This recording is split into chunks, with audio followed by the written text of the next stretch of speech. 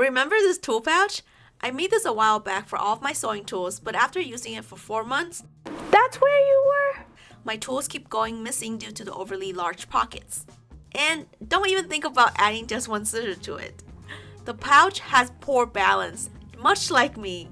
The first design are not the best, and sometimes it can take many revisions to land the perfect one. So let's redesign it to better fit our needs.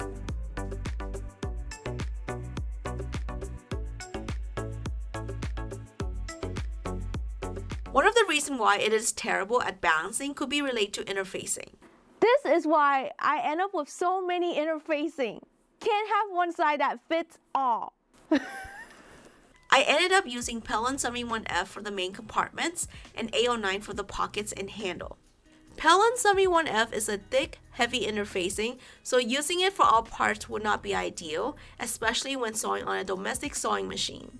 If you are planning to use 71F, realize that in the final step, the thickness you are sewing through would be 0.5 inches, which I later learned was one of the most challenging part of sewing this bag together.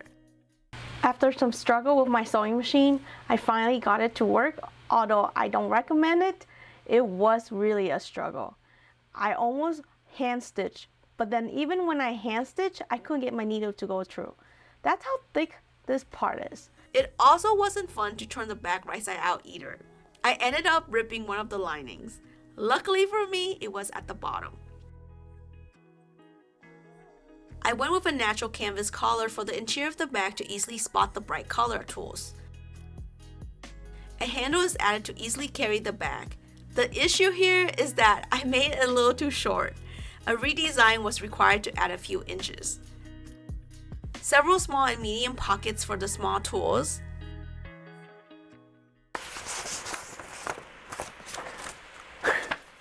I couldn't remember how I want the pockets to be attached.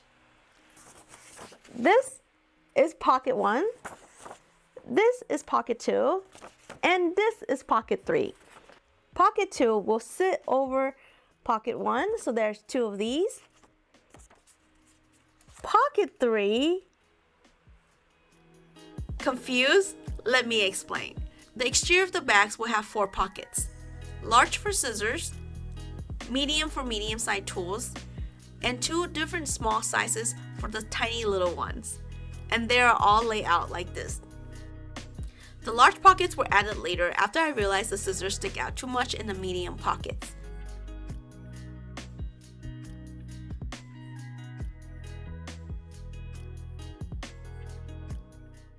This is my first time doing this, and here's my plan.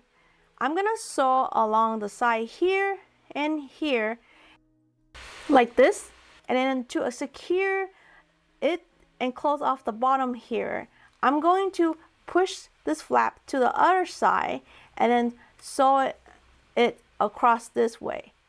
I want to say though that my sewing machine actually struggled going through this thick of a layer of fabric. So if you are going to make something similar like this part, you might want to reduce your interfacing to a less heavy weight. And this is how I learned A09 was a little too thick for my sewing machine. It was not an issue since a pair of pliers solved the problem.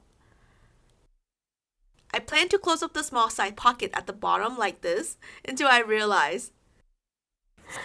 I also noticed that pocket 3, it's a lot smaller in real life than what I envisioned it to be. Instead of aligning pocket 3 against the bottom edges of pocket 1, I'm going to make it so that it's like kind of like a tool strap instead of a pocket. After many modifications later, here is the let me introduce you to Tool Pouch 2.0.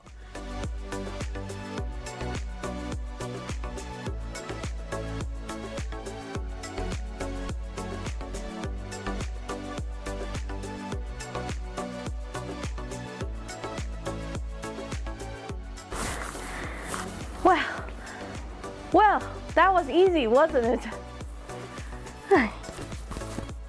It took me many revisions to get to this bag, and I can't be happier with the end product. There were a lot of modifications that were made based on the user experience, my own experience, of course. And without my first design, this bag would not exist. If you like this bag, give me a thumbs up and subscribe to my channel for more bags. As always, have fun creating.